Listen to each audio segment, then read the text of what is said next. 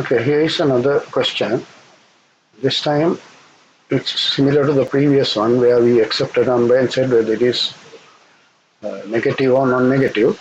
But this time we are going through another option because if the number is, we have to say three things. If the number is negative, we have to say negative. That is, if it is less than zero, we have to say negative. If it is zero, we have to say it's zero. If it is greater than zero, we have to say positive. Okay, so this is slightly different. So we have three choices. So let's try this example, this question, and see.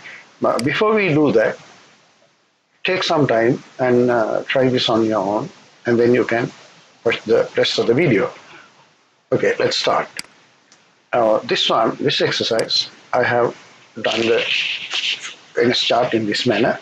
So let's go through this and see how this works. Before we start off, again, we have a show statement, so we need the screen. We have a get statement, so we need the screen and the variable. So we have only one variable called num. So we need the screen and we need the variable called num. And also notice there is a condition statement here. And for this condition statement, the yes side is this, the no side is this. So if it goes to the no side, we have used another condition statement, and that condition is this. We check that, and if it is yes, we go through this side. If it is no, we go through this side.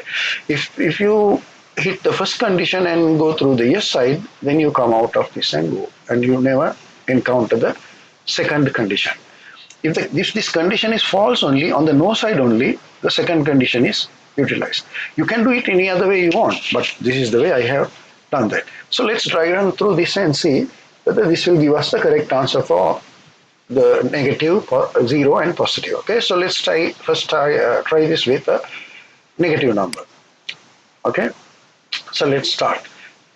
We start, then we go to that is just the beginning of the NS chart, then we go to the next statement which says show enter a number. So the enter number message comes in here, right? Because it's a show statement, so it comes onto the screen.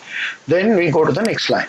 Now, just showing enter a number on the screen will not accept a number into the variable. So the statement to accept the number is this one. So without this, the number will not be accepted. So that's why immediately after putting this message, we are going into this to get a number in. So now the computer is waiting for you to type a number. So the user will type a number and press enter. Types, let's say, -10 and press enter. That number will go into the variable called num, which is this one. So this will become -10. So after doing that line, we are going to the next line, which is the condition statement. So we are here. Now what does this condition check? Is the number less than 0? What is num? Num is at this point in time. So you have to check all the time at that point in time what the value of num is. So at this particular point in time, the value of num is -10. So is -10 less than 0? Yes. It's a negative number, so a negative number is less than 0. So because this is less than 0, you don't go to the no side, you go to the yes side because the condition is true. So you go to the yes. So on the yes side, what will follow is this one, which is the next line, which says show negative. Therefore, on the screen, it will display negative. And then we come to the end of that. So that brings us to the end of this NS chart. So as you can see, as soon as you put -10, the NS chart analyzed that number and came up with the answer negative. How? With all this process. Okay, right. So let's do another example. This time we'll do with 0 and see. So again, you need the screen and the variable num. So we start. You go to the next point, which says enter a number. So it displays on the screen. Then you go to the next line, which is to get the number, accepting that number. So this time we decided to put 0, so let's put 0. We put 0 and it will be accepted by the variable num, which is this one. So this will become 0. Now after that line, we go to the next line, which is to check that condition. That's a condition statement. So here we either go through the yes side or the no side. So let's see. Is num less than 0? No, it is 0. So equal to 0 doesn't mean less than 0. Therefore, this condition is false. So it is no.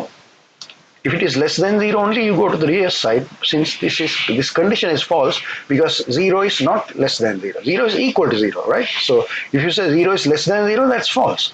So because it is false, you go to the no side, which is this. And on the no side, we have another condition to check, which is num equals 0. So we come to that. Then at this point, we check, is the num 0? Num is 0. Yes. So this is true. So because this is true, we go to the yes side. If it is false only, you go to the no side. But since it is true, we go to the yes side. So on the yes side, what we have is this statement, which is show 0. So it shows 0, and then you go to the line following that, which is the end. And that's the end of that. So as you can see, as soon as we entered 0, this NS chart evaluated properly and came up with the answer 0 because of this. Because it went in the correct area.